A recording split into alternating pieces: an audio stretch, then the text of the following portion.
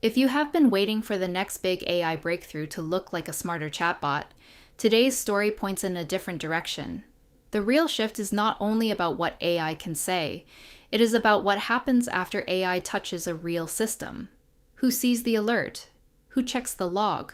Who approves the fix? Who can roll back a bad action? That is where the next wave of value and the next wave of risk is going.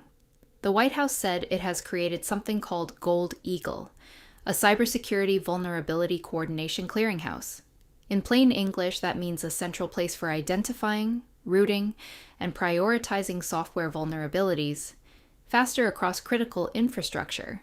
The announcement says the effort involves the White House, Treasury, DHS, and CISA, and the Department of War. The stated goal is faster exploit detection and faster patch prioritization. This is not a consumer product launch. It is an operations layer. And that matters because the most important AI story right now is not just model quality.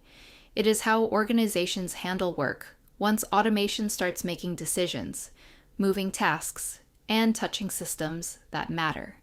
The moment an AI tool can send a reply, open a ticket, change a setting, or trigger a workflow, the question changes from how clever is the model to how do we know what it did, why it did it, and what happens if it gets it wrong. That is the heart of this edition. The White House announcement is a confirmed signal that cybersecurity coordination is being treated as an operational priority, not just a technical one. The interpretation, and the part that matters for AI users, is that the same logic applies inside companies of every size. If you are using AI in support, operations, marketing, or internal admin work, the system around the AI matters as much as the AI itself. Think of it like this. A chatbot can draft a customer response. That is useful. But if the chatbot can also hit send on its own, then you need logs, approval gates, and a clear way to undo mistakes. If an AI agent can flag a server issue, that is helpful. But if it can also restart services or change access settings, then you need to know who gets the alert, who approves the action, and what happens if the system misreads the situation.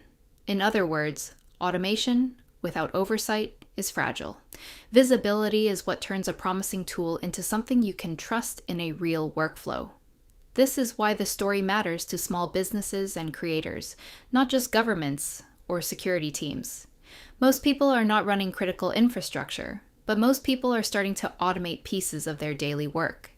Inbox triage, lead sorting, support tagging, drafting replies, summarizing meetings, updating a help desk, posting content after review. Those are all places where AI can save time. They are also places where a wrong action can create real problems. A missed customer nuance can cause a bad reply.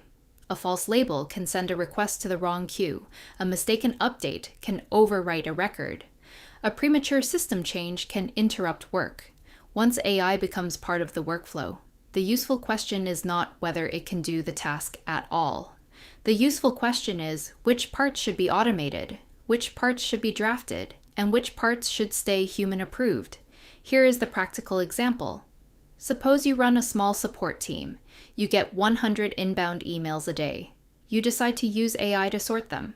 The model reads each email, suggests a category, and drafts a reply. That is a reasonable use, but you do not let the model send the reply directly. A human reviews anything that changes money, access, customers, or production systems. The AI drafts. The human approves. The system logs what was proposed, what was changed, and who signed off. That is the kind of handoff the White House story points toward at a larger scale. Not magic, not full autonomy, coordination. The White House announcement is also a reminder that cybersecurity and AI are now linked in policy and operations. The confirmed fact here is that the government is setting up a faster coordination mechanism for vulnerabilities. The broader interpretation is that AI adoption is increasingly tied to incident response, auditability, and response speed. If a company cannot see what happened, it cannot fix it quickly.